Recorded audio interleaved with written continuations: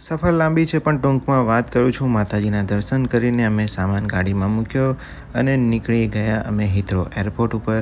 સવારમાં 3 degree temperature હતું અને અમારો લગેજ થોડો વધારે હતો.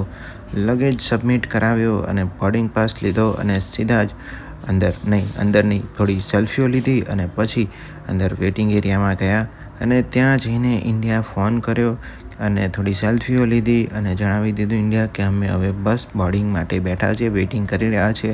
ત્યાં સામે રોલેક્સ હતી તો રોલેક્સના ભાવતાલ જોયા અને પછી પ્લેનના બોર્ડિંગ માટે નીકળી ગયા સામાન લઈને અને ત્યાં થોડી લાઇનમાં વેઇટ કર્યો અને પછી અંદર ફાઇનલી એન્ટ્રી લઈ લીધી પ્લેનમાં અને થોડી સીટ જસ્ટ પછી મળી ગઈ અને સામાન ઉપર મૂકી દીધો એક્સ્ટ્રા બેગો અને પછી બેસી ગયા અંદર.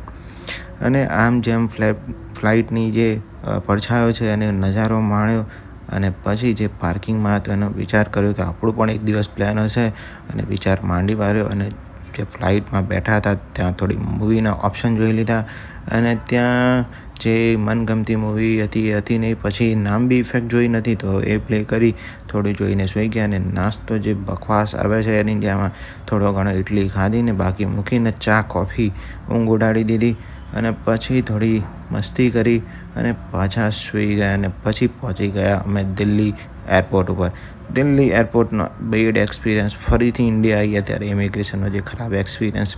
ત્યાંથી જે સવારની ફ્લાઇટ હતી એ લીધી અને સવારનો નજારો માણતા અમે પહોંચી ગયા અમદાવાદ સરદાર પટેલ ઇન્ટરનેશનલ એરપોર્ટ નહીં, ડોમેસ્ટિક એરપોર્ટ ઉપર. આ સરદાર નગરનો જે નજારો છે એ માણતા હું તો સૂઈ ગયો હતો પરંતુ સોનલને બહુ એક્સપિરિયન્સ થોડો ગેઇન થઈ ગયો છે વિડીયો લેવાનો તો એ સવારે જાગતી હતી તો એને આ લેન્ડિંગનો વિડીયો લઈ લીધો છે.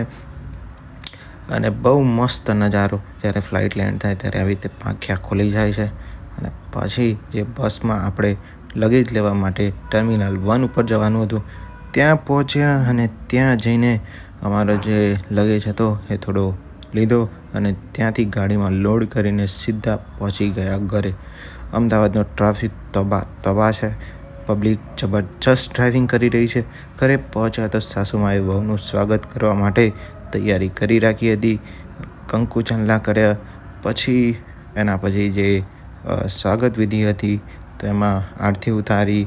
એના પછી જે અંદર ડેકોરેશન કર્યું હતું ત્યાં રૂમાલ પાથરીને કંકુની ડીશ મૂકીને પછી એમાં ભવ્ય પાવન પગલાં કર્યા અને હું વિડીયો લેવા માટે અંદર પ્રવેશી ગયો પહેલાં જ અને પછી એમના કંકુ પગલાં એના પછી હાર્ટ આકારમાં બહુ સરસ ડેકોરેશન.